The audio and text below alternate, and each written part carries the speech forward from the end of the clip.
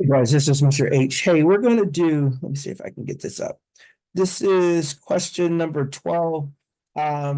Basically, they're saying we have a popcorn box that's a rectangular prism. So this is an example of a rectangular prism. I took this image and copied it in because I wanted to show you kind of what we're doing here. It says it has a base that measures 6 inches. Now, this is not going to be appropriately to scale, but it's going to show you what we need to see. It says the 6 by 4, so I'm going to make this 4 inches. And then it says that the height is 8 inches, so this is 8 inches. Now, it says to create a larger box, both the length and the width will be increased by X inches. So what they're saying is this box is going to be increased by X and the length is going to be increased by X.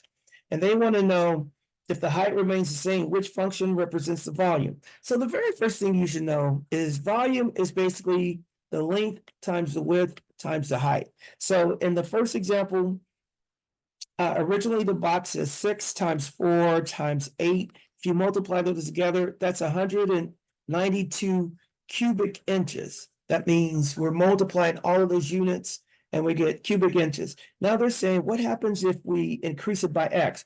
Well, the answer is 2, but if you can't see that, then what you should do is you should put a number in for X. So let's say X is 3.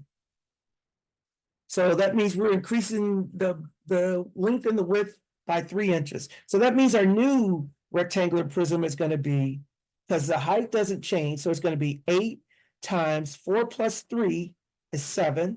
So that's our new width, and our new length is going to be 9. So basically all we have to do is multiply those numbers together. And what is 8 times 7? That's 63 times 8. So let's go here. Where's my calculator?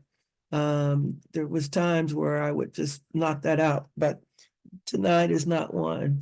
8 times 7 times 9.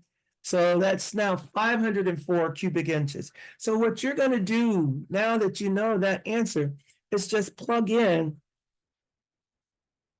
the value of 3 into these X's and then calculate that and see what you get. See what you get for the volume. And this one wouldn't work because it would be too high.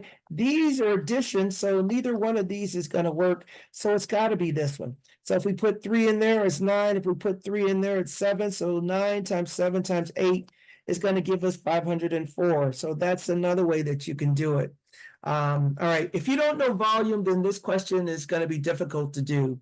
But if you do know volume, even though we haven't done a lot of these kinds of word problems, you can still figure it out. All right, so the answer is 2. I'm going to keep it moving. I doubt seriously that you'll see another question like this on the Regents for a few years. But yeah, that's it. So I'm going to stop and post.